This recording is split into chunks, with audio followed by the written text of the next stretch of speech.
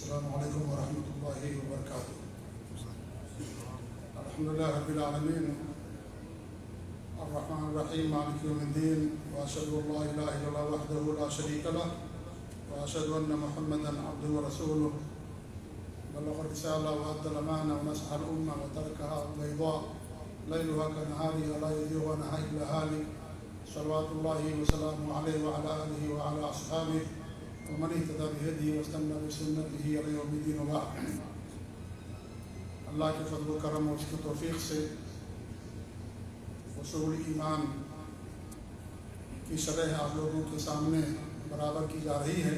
اللہ تعالیٰ سے دعا ہے کہ رب العالمین ہمیں اپنے دین کا علم نافع عطا فرمائے، اس پر عمل کرنے کی توفیق دے اور ہمارے ایمان کو اللہ رب العالمین پختہ کرے، آمین رب العالمین۔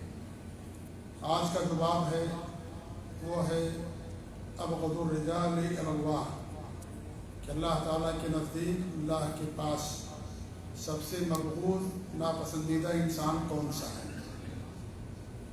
اس کے تحت مصنف رحمۃ اللہ علیہ نے صحیح بخاری اور صحیح مسلم کی ایک حدیث پیش کی ہے، جس کی روایت کرنے والی عائشہ رضی اللہ تعالیٰ عنہا ہیں، ام المومنین صدیقہ کائنات۔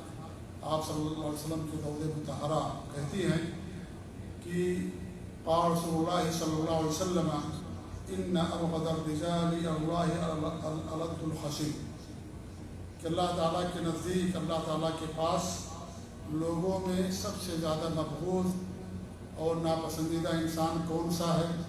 جو سخت قسم کا جھگڑالو ہے، سخت قسم کا جھگڑالو، کٹ حجتی میں ماہر۔ اللہ نے اسے زبان دی ہے، بولنے کی طاقت دی ہے، تو حق کو باطل کہتا ہے، باطل کو حق شمار کرواتا ہے۔ ایسا انسان اللہ تعالیٰ کے نزدیک مقبول لوگوں میں سے، ناپسندیدہ لوگوں میں سے۔ اللہ نے زبان دی ہے، بولنے کی طاقت دی ہے، تو اللہ تعالیٰ کے دین کو پھیلانے کے لیے، نشر و اشاعت کے لیے اسے استعمال کرنا چاہیے۔ یہ اس کے برعکس کرتا ہے، اللہ تعالیٰ کی دی ہوئی نعمت کو باطل کی اشاعت کے لیے استعمال کرتا ہے، اور اس کے اندر دو مذموم صفتیں جمع ہو گئی ہیں۔ پہلی صفت کیا ہے؟ جھگڑا کرنے کی، جھگڑا کرنے کی۔ اور یہ کیا ہے؟ یہ مقبول چیز ہے کہ انسان کسی جھگڑا کرے، لڑائی کرے۔ اور دوسری بات یہ ہے کہ باطل کے لیے جھگڑا کرتا ہے، حق کے لیے نہیں کرتا، بلکہ باطل کے لیے۔ اگر حق کے لیے ہو تو وہ اس کی گنجائش ہے شریعت کے اندر، لیکن باطل کے لیے جھگڑا کرتا ہے اور باطل کو حق بنا کر کے لوگوں کے سامنے پیش کرتا ہے۔ ہوتے ہیں کچھ لوگ ایسے جن کی زبان میں طاقت ہوتی ہے، تو وہ اپنی زبان کے بلبوتے اور اس کے نشے میں سمجھ لیجیے، وہ باطل کو حق بنا کر کے لوگوں کے سامنے پیش کرتے ہیں۔ اسی لیے کبھی بھی حق کی پہچان زبان کی طاقت اور قوت نہیں رہی ہے، کہ انسان اگر بہت اچھی تقریر کرتا ہے اور بہت مؤثر تقریر کرتا ہے، یا میٹھی میٹھی باتیں کرتا ہے اور لوگوں کو اثر کرنے والی باتیں ہیں، یہ معیار نہیں رہا کا۔ یہ باطل پر ہوتے ہوئے بھی انسان کر سکتا ہے ایسا، کیونکہ یہ طاقت ہے جو اللہ رب العالمین نے کسی کو دیا۔ زبان کے اندر ان من البیان لسحر، اللہ کا فرمان ہے کہ بیان کے اندر جادو ہوتا ہے۔ کچھ لوگوں کا بیان اتنا مؤثر ہوتا ہے کہ انسان سنتا ہے تو یعنی روتا ہے اور اس پر اثر انداز ہوتا ہے، لیکن باتیں اس کی کتاب و سنت کے خلاف رہتی ہیں۔ ایسا ہو سکتا ہے۔ آپ غیر مسلموں کی دیکھیے، کوئی ایسے ہیں کہ اچھی تقریریں کرتے ہیں، اتنا اچھا لیکچر دیتے ہیں۔ تو ایسا نہیں ہے کہ اگر کوئی اچھا لیکچر دے، اچھی تقریر کرے اور اس کی تقریر میں تاثیر ہو تو آپ یہ سمجھیں کہ وہ حق پر ہے۔ یہ دلیل نہیں ہے، معیار نہیں ہے۔ دلیل کیا ہے؟ کتاب و سنت ہے، قرآن و حدیث کو سلف صالحین کے فہم کے مطابق سمجھنا ہے، یہ اصل دلیل ہے۔ اس کے مطابق جس کی بات ہوگی وہ حق پر ہے، اسے قبول کیا جائے گا۔ اور اگر اس کے خلاف ہے، کتنی اس کی اچھی تقریر کیوں نہ ہو، کتنا ہی لچھے دار درد دیتا ہو، کتنا ہی مؤثر بات کرتا ہو، اس کی بات کا کوئی اعتبار نہیں ہوگا۔ تو جھگڑالو انسان، جھگڑا کرنا وہ اسی معنی ہے۔ اللہ کے رسول صلی اللہ علیہ وسلم کے حدیث ہے کہ انا زعیم ببیت فی روض الجنہ لمن ترکل مراء ان کان مہیرا. یہ سنن کی روایت ترمذی کی صحیح روایت ہے کہ آپ فرماتے ہیں میں ایسے شخص کے لیے جو حق پر ہوتے ہوئے بھی جھگڑا چھوڑ دیتا ہے، لڑائی کرنا چھوڑ دیتا ہے، میں اس کے لیے جنت کے نیچے محل کی ضمانت لیتا ہوں. تو حق پر انسان ہے اور اس پر بھی اگر وہ چھوڑ دیتا ہے مجادلہ اور مناظرہ، تو ایسے شخص کے لیے آپ نے جنت کی ضمانت دی. تو جو آدمی باطل پر ہو اس کے لیے اگر انسان لڑائی کرتا ہے، مجادلہ اور مناظرہ کرتا ہے، حق پر نہیں ہو تو اس کے لیے کتنی سخت سرزنش ہوگی، کتنی سخت وعید ہوگی. کچھ لوگ ایسے ہوتے ہیں کہ حق واضح ہونے کے باوجود بھی حق نہیں قبول کرتے، کل حجتی پیش کرتے ہیں. مثال کے طور پر اللہ کے علاوہ کوئی عالم الغیب نہیں ہے نا، یہ ایک دم معروف سی بات ہے. کتاب و سنت کے اندر بے شمار دلیلیں موجود ہیں اس میں. خود اللہ رب العالمین نے اپنے نبی سے کہلوایا کہ آپ کہہ دیجیے لکم تو عالم الغیب لاستکثرت من الخیر. آپ کہہ دیں کہ اگر مجھے غیب معلوم ہوتا تو میں بہت زیادہ خیر میں ٹول لیتا. اس طریقے سے قرآن کی بہت ساری آیتیں قل انما الغیب للہ. آپ کہہ دیجیے کہ غیب کا علم اللہ ہی کے پاس ہے. آپ صلی اللہ علیہ وسلم کی زندگی میں کتنے ایسے واقعات پیش آئے کہ جو اس بات پر واضح دلیل ہے کہ آپ کو غیب نہیں معلوم تھا. خود حضرت عائشہ رضی اللہ تعالیٰ عنہ جو حدیث کی روایت کرنے والی ہیں، ان پر منافقوں نے زنا کا الزام لگایا. اللہ رب العالمین نے قرآن کریم کے اندر ان کی برات نازل فرمائی. یہ ان کے فضل کی بھی ایک دلیل ہے حضرت عائشہ رضی اللہ تعالیٰ عنہ کے ان کے مقام مرتبے کی کہ اللہ رب العالمین نے ان کی برات کے لیے قرآن کریم کے اندر آیت اتاری. حدیث نہیں، آیت اللہ رب العالمین نے اتاری. حدیث کے اللہ نے اتاری ہے، حدیث کے اللہ کی طرف سے جو ہمارے لیے اپنی زبان مبارک سے ادا کی. لیکن اللہ رب العالمین نے قرآن میں باقاعدہ سورۃ النور کے اندر تقریباً 19 یا 20 آیتیں اتاری ان کی برات کے تعلق سے، حضرت عائشہ رضی اللہ تعالیٰ عنہ کے تعلق سے. یہ ان کا مقام اور مرتبہ ہے حضرت عائشہ رضی اللہ تعالیٰ عنہ کا. اگر آپ کو غیب معلوم ہوتا تو آپ بتا دیتے کہ بھائی حضرت عائشہ بری ہیں اور اس تہمت سے، لیکن آپ نے وحی کا انتظار کیا. جب اللہ نے وحی فرمائی، قرآن میں آیت اتاری، تب ان کی برات واضح ہوئی. ساری دلیلیں ہیں اس بات کی کہ آپ کو غیب نہیں معلوم تھا. آپ ہی کے پاس کچھ لوگ آئے اور کہا کہ ہم سب مسلمان ہو گئے ہیں، ہمارے پاس بھیج دیجیے تبلیغ کرنے کے لیے، دعوت دینے کے لیے. آپ نے قرہ کو بھیجا، 70 قرہ صحابہ کو بھیجا جو عالم کے سب کے سب راستے بدہتی کی. سب لوگوں نے ان کو قتل کر دیا. اگر آپ کو معلوم ہوتا غیب تو آپ ان کو نہیں بھیجتے کہ لوگ بدہتی کریں گے، آپ کو قتل کر دیں گے، مسلمان نہیں ہوئے ہیں، جھوٹا دعویٰ کر رہے ہیں. لیکن آپ نے اس کے باوجود ان کی باتوں کی تصدیق کی اور آپ نے بھیج دیا ان کے پاس کہ جاؤ. غزوہ خیبر میں ایک یہودی عورت نے آپ کو دعوت دی، اس نے زہر ملا دیا اور آپ کو تکلیف ہوئی باقاعدہ. اور آپ کے ساتھی تھے صحابی معروف بن سوید نام کا رضی اللہ تعالیٰ عنہ، ان کی وفات ہو گئی اور آپ نے اس عورت کو اس جرم میں قتل کر دیا. اس نے ایک صحابی کو قتل کیا اور زہر ملا دیا. تو اگر آپ کو غیر معلوم ہوتا تو آپ بتا دیتے کھانے میں زہر ملا ہوا ہے، اپنے صحابی سے مت کھاؤ. یعنی اس کا مطلب یہ کہ آپ کو جانتے پوچھتے ہوئے بھی آپ نے جو ہے اپنے صحابی کو نہیں بتایا اور کہا کہ جانتے تھے کہ زہر ملا ہوا، اس کے باوجود بھی نہیں بتایا. تو کتنا بڑا اقدام اللہ کے رسول صلی اللہ علیہ وسلم کا. تو یہ سب ایک واضح بات ہے. لیکن پھر بھی کچھ لوگوں کی عقیدہ ہے کہ اللہ کے رسول عالم الغیب تھے. اللہ کے رسول ہی نہیں بلکہ اپنے پیروں کے بارے میں، ولیوں کے بارے میں، ان کے بارے میں ان کا عقیدہ ہوتا ہے کہ وہ عالم الغیب ہے، سب کچھ جانتے ہیں، معصوم ہوتے ہیں. خاص طور سے روافض ہیں، ان کا عقیدہ ہے کہ ان کے ائمہ معصوم ہیں اور وہ عالم الغیب ہیں. ایک ایک چیز کی ان کو خبر ہے، جو ان کے 12 امام ہیں. اس لیے جو آج کے رافضی ہیں اثناعشری کہا جاتا ہے، یعنی 12 اماموں کا ان کا عقیدہ ہے. تو ان تمام اماموں کے بارے میں ان کا عقیدہ یہ ہے کہ سب عالم الغیب تھے، کہ ایک ایک چیز کو جانتے تھے.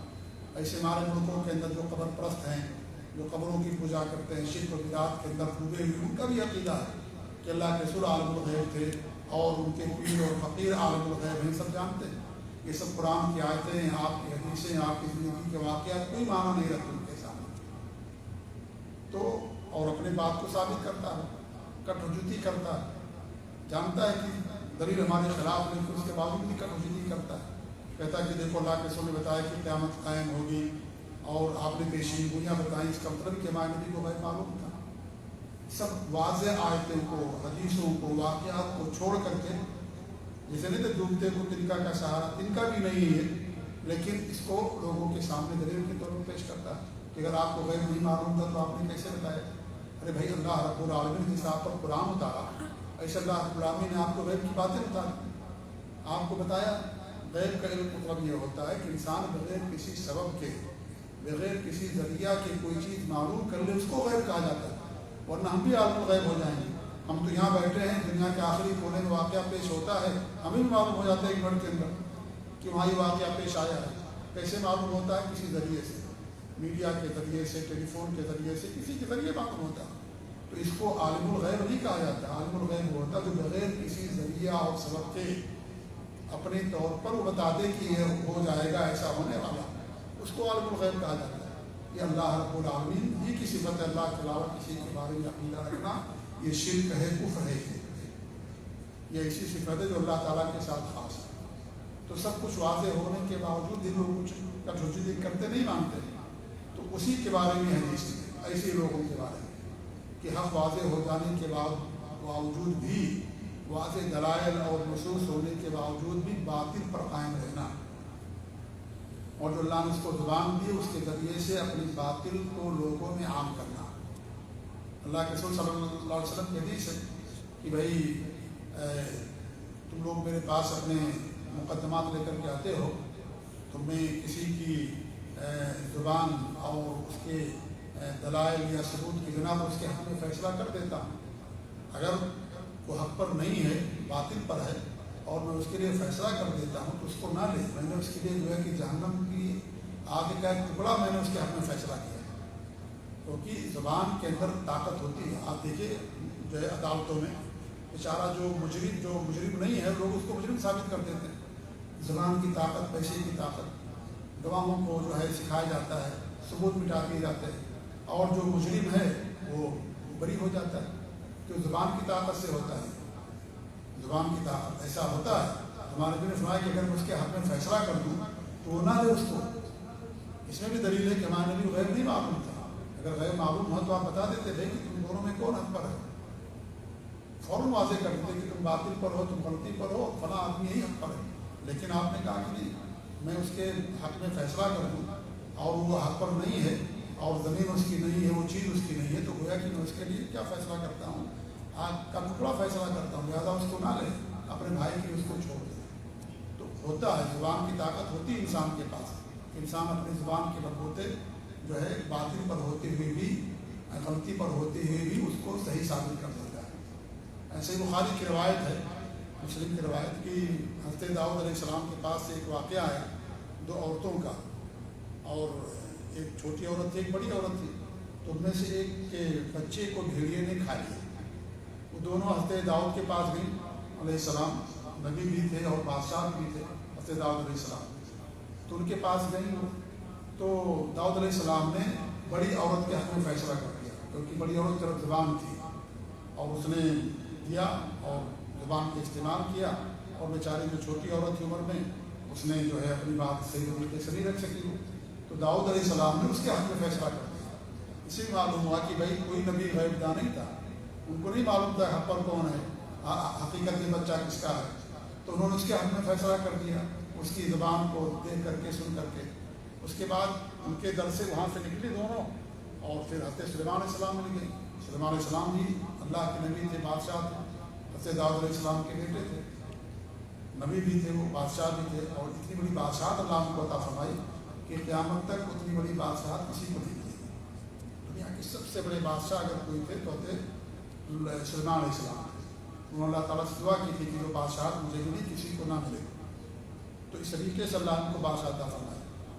ہواؤں پر ان کا حکم چلتا تھا، سمجھ لیجیے، چڑیوں کی بولیوں کو جانتے اور سمجھتے تھے، اور بڑی طاقت اللہ ان کو دی، اور اس کو انہوں نے توحید اور دین کی اشاعت کے لیے اس کو استعمال کیا۔ تو انسان کے پاس اگر کوئی طاقت ہو، مال ہو، دولت ہو، زبان ہو، علم ہو، اسے اللہ کے دین کے لیے استعمال کرنا چاہیے۔ جس رب نے دیا، جس رب کا جو دین ہے اس دین کے لیے استعمال کرنا چاہیے۔ تو یہ بھی بادشاہ تھے سلیمان علیہ السلام۔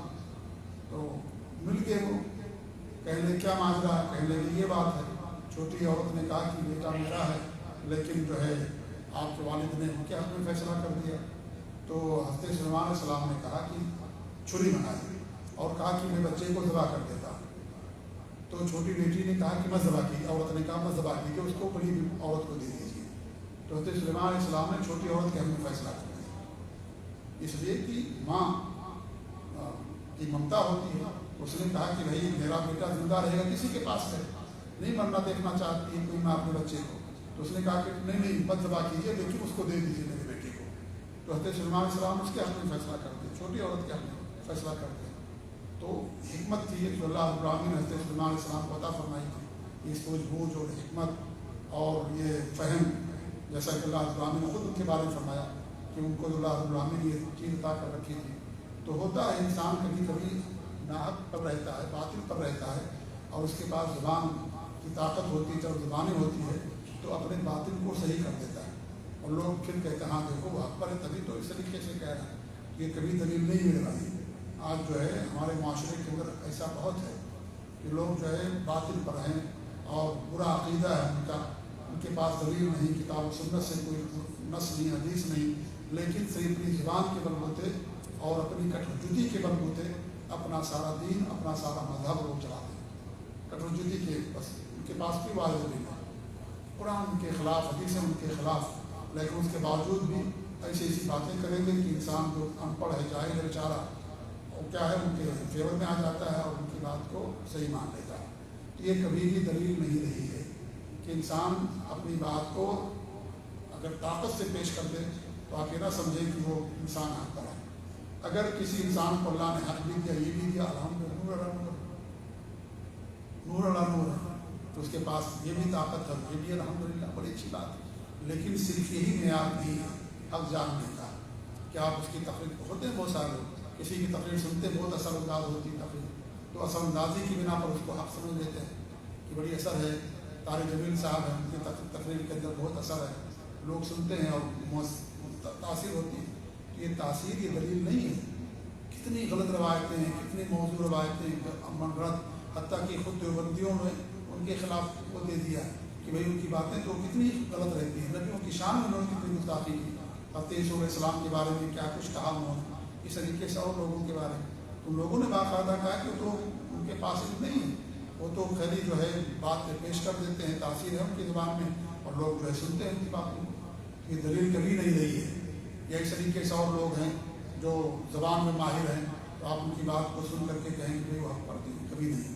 اس لیے معنی میں سمجھتا ہے کہ لوگوں میں سب سے مقبول، ناپسندیدہ جو انسان ہے وہ ہے جو جھگڑالو ہو، حق پر باطل پر ہے لیکن اس کے باوجود بھی باطل کی مدافعت کرتا ہے اور حق کو باطل ثابت کرنے کی کوشش کرتا ہے. تو سب سے مقبول انسان ہے ایسا. تو اس سے انسان کو دور رہنا چاہیے، اسے لوگوں سے دور رہنا چاہیے. اور جب دلیل دی جائے کتاب اللہ سنت رسول کی صحیح مطابق اس کو انسان تسلیم کرے، اس کو مانے. ایسے لوگوں کے ساتھ انسان کو رہنا چاہیے. ان کے علاوہ بھی اور بھی کچھ لوگ ہیں جو اللہ تعالیٰ کے نزدیک مقبول ہے. ایسا نہیں کسی میں ایک ہی بندہ ہے، اور بھی کچھ لوگ ہیں.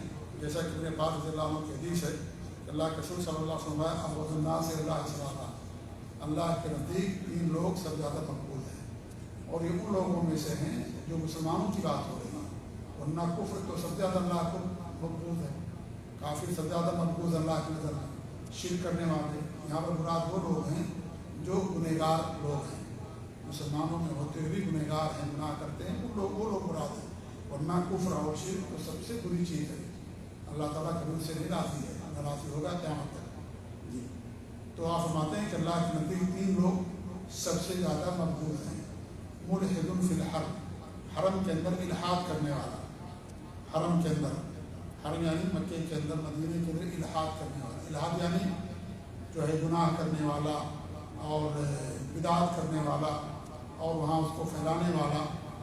وہ حرم کے اندر، کیونکہ حرم کے اندر گناہ کرنے سے اس کی سنگینی بڑھ جاتی ہے. جو مقدس مقامات ہیں وہاں پر نیکیوں کرنے سے انسان کو اجر زیادہ ملتا ہے، تو وہاں پر گناہ کرنے سے گناہ کی سنگینی بھی بڑھ جاتی ہے. تو حرم کے اندر گناہ کرنے والا اور بدعتی کو پناہ دینے والا یا جھوٹ بولنے والا، بڑا بڑا گناہ کرنے والا، قتل کرنے والا، ظلم کرنے والا، زیادتی کرنے والا، یہ سارے معنی اس کے اندر شامل. الحاد کے اندر، الحاد کے معنی ہوتے ہیں حق سے تجاوز کر جانا، حق کو چھوڑ دینا، حق سے کنارہ کشی اختیار کر لینا. تو جو بھی اس کے اندر آئے گا معنی وہ سب اس کے اندر شامل ہے. اور دوسرا کون سا؟ ومبتغٍ فی الاسلام سنت الجاہلیہ، اسلام کے اندر جاہلی طریقے کو رائج کرنے والا، جاہلیت کے امور اسلام کے اندر پھیلانے والا، وہ بھی سب سے مقبول انسان ہے۔ زمانے جاہلیت کے اندر کتنی چیزیں تھیں، بہت ساری چیزیں تھیں، نوحہ کرنا، ماتم کرنا، اپنے خاندان پر فخر کرنا، دوسرے کے خاندان میں کیڑے نکالنا، بارشوں سے کے بارے میں عقیدہ رکھنا کہ ان کے ذریعے سے نشتروں سے بارش ہوتی ہے۔ یہ سب زمانے جاہلیت کی بدعقیدگی کیا تھی؟ اور امام محمد بن وہاب رحمۃ اللہ علیہ نے ایک کتاب لکھی ہے، کیا نام اس کتاب کا؟ جاہلیت کے تعلق سے یہاں پر دورہ بھی ہوا بھائی، ہاں، مسائل جاہلیت، شیخ ابو ضمیر صاحب حفظہ اللہ دورہ کرایا یہاں پر، آپ سب لوگوں نے سنا اس کو، مسائل جاہلیت، یعنی وہ تمام مسئلے، وہ تمام چیزیں جاہلیت کے اندر جو کرتے تھے انہوں نے کتاب کے اندر جمع کر دیا، ان تمام چیزوں اس پر باقاعدہ دورہ کیا شیخ ابو ضمیر صاحب، اور ہر جمعہ کو ان کا دورہ ہوتا ہے ہمارے یہاں زوم پر۔ آپ لوگ سنتے کہ نہیں سنتے؟ ہاں آپ لوگ سنتے ہیں؟ جی جی، اگر نہیں سنتے سنیے، اس کو نہ سننا محرومی ہے، یہ ان کے درس کو نہ سننا ماشاء اللہ بہت اچھا درس، کتاب و سنت کی موافق سلف صالحین کے عقیدہ و فہم کے مطابق ہر جمعہ کو زوم پر جو ہے اصل کے بعد 3:45 سے 4:50 تک آج کا ہوتا ہے، کیونکہ وقت کم ہے، ورنہ 1.5 گھنٹے کا ان کا درس رہتا ہے، تو وہ درس ہوتا ہے ہر جمعہ کو، اس کو آپ لوگ سنیں۔ تو مسائل جاہلیت کی کتاب باقاعدہ، جن کی کتاب آپ سن رہے ہیں، پڑھ رہے ہیں، انہیں کی کتاب مسائل جاہلیت، تو بہت ساری چیزیں ہیں، تو ان کو رائج کرنا۔ قبر پرستی کیا ہے زمانے جاہلیت کی چیزوں میں سے؟ قبر پرستی، اپنے لوگوں کے بارے میں غیر کا عقیدہ رکھنا، اور قبروں کو پوجا کرنا، غیر اللہ کے نام رضولیات پیش کرنا، قبر کا طواف کرنا، قبر کا سجدہ کرنا، درختوں کا بابر کا سمجھنا، سب زمانے جاہلیت کی چیزیں ہیں۔ آج جو بھی شرک ہوتا ہے وہ زمانے جاہلیت کے اندر تھا پہلے، ایسا نہیں کہ سب نئی چیزیں تھی زمانے جاہلیت کے اندر، ان چیزوں کو زندہ کرنا، ان چیزوں کو پھیلانا لوگوں کے اندر، یہ سب سے برا انسان ہے، سب سے محفوظ انسان ہے اللہ تعالیٰ کے نزدیک جو ساری چیزیں کرتا ہے۔ کہ جاہلیت کی چیزوں کو اسلام کے طرف لانے والا، اسلام نے آ کر کے سب چیزوں کو ختم کر دیا، تمام چیزوں کو ختم کر دیا جاہلیت کی، جو چیزیں قابل عمل تھی شریعت نے ان کو باقی رکھا، اور جو چیزیں نہیں تھی شریعت نے ان کو ختم کر دیا۔ یہ نکاح کا طریقہ جو ہمارے یہاں رائج ہے زمانے جاہلیت کا طریقہ ہے، جی ہاں، ان کے آسان طریقے سے نکاح ہوتا تھا، ایک طریقہ یہ بھی جو آج رائے ہمارے یہاں اللہ کے سنت کو باقی رکھا، بہت ساری چیزیں زمانے جاہلیت میں باقی رکھی، تو اگر آپ نے باقی داڑھی بھی زمانے جاہلیت کے اندر لوگ رکھتے تھے تو ہمارے نبی نے اس کو باقی رکھا باقاعدہ، اور عمل بھی کیا، لوگوں کو حکم بھی دیا، اس کو باقی رکھا، اس طریقے سے لمبے لمبے بال رکھتے تھے اس زمانے میں۔ تو یہ چیزیں ہیں، بہت ساری چیزیں ایسی ہیں جو ہمارے نبی نے اس کو برقرار رکھا، تو اگر برقرار رکھا تو اس پر عمل کیا جائے، اگر نہیں برقرار رکھا تو ختم، آپ نے اس سے منع کر دیا لوگوں کو، اس کے خلاف آپ نے لوگوں کو بتایا کہ ختم ہو گئی۔ اب اگر کوئی اس کو زندہ کرے مسلمانوں کے اندر تو آپ فرماتے ہیں کہ سب سے برے اور مقبول لوگوں میں سے۔ اور تیسرا وہ شخص وہ مطلب دم امرئ بغیر حق لیحریق دمہ، کہ ناحق طور پر کسی کو قتل کرنے والا، اس کا خون بہانے والا، ناحق قتل کرنے والا، ناحق قتل کرنے کے لیے کسی کو تلاش کرے کہ مل جائے کوئی آدمی، اس کو قتل کر دے، ڈھونڈتا ہے ایسے آدمی کو اور جا کر کے اسے قتل کر دیتا، اس کا خون بہا دیتا، تو وہ بھی اللہ کے نزدیک مقبوض ہے۔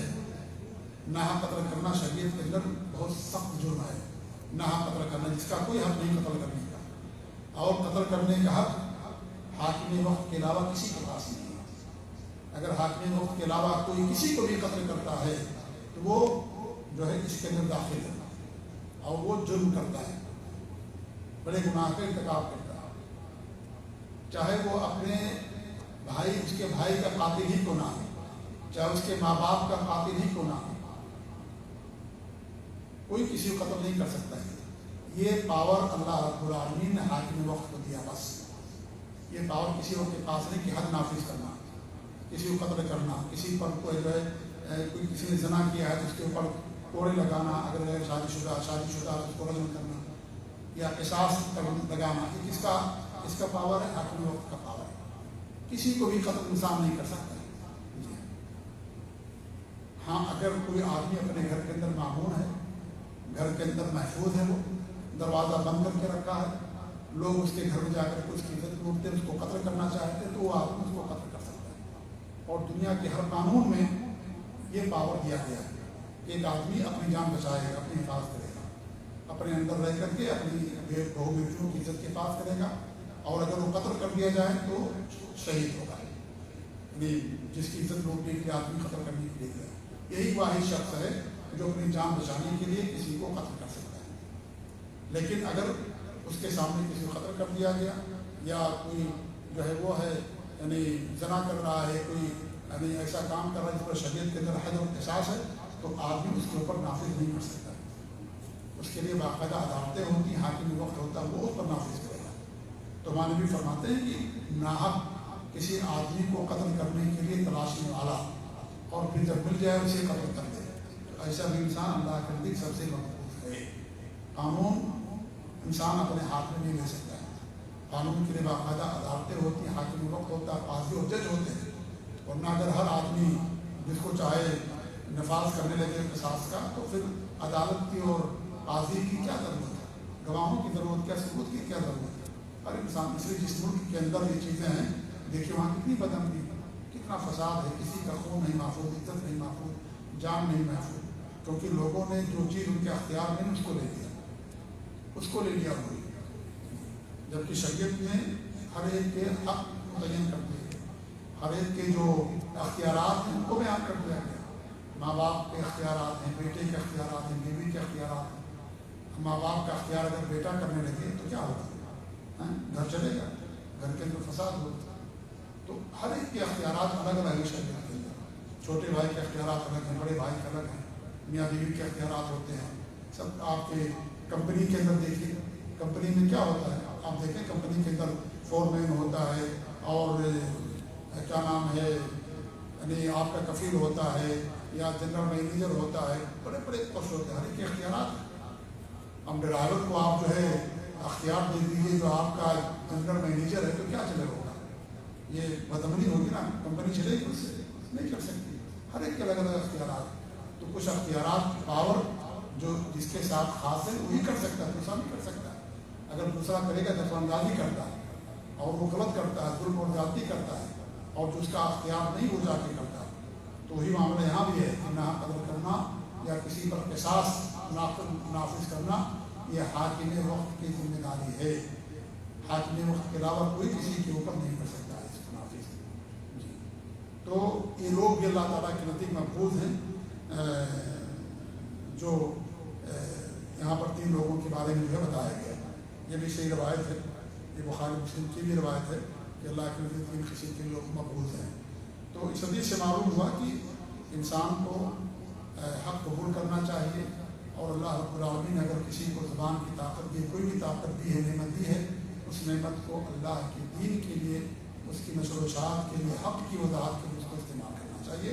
اگر وہ باطل کے لیے استعمال کرتا ہے تو یہ مقبول انسان ہے اللہ تعالیٰ کی نزدیک۔ اللہ تعالیٰ دعا کہ اللہ رب العالمین ہم سب کو حق پر قائم رکھے، اور اللہ رب العالمین ہم سب کو حق کی اشاعت کرنے اور حق کو عام کرنے، اس پر عمل کرنے کی اللہ تعالیٰ ہم سب کو توفیق دے۔ وصلی اللہ علیہ محمد وعلیہ آلہ وصحبہ اجمعین۔ جزاکم اللہ خیر، والسلام علیکم ورحمۃ اللہ۔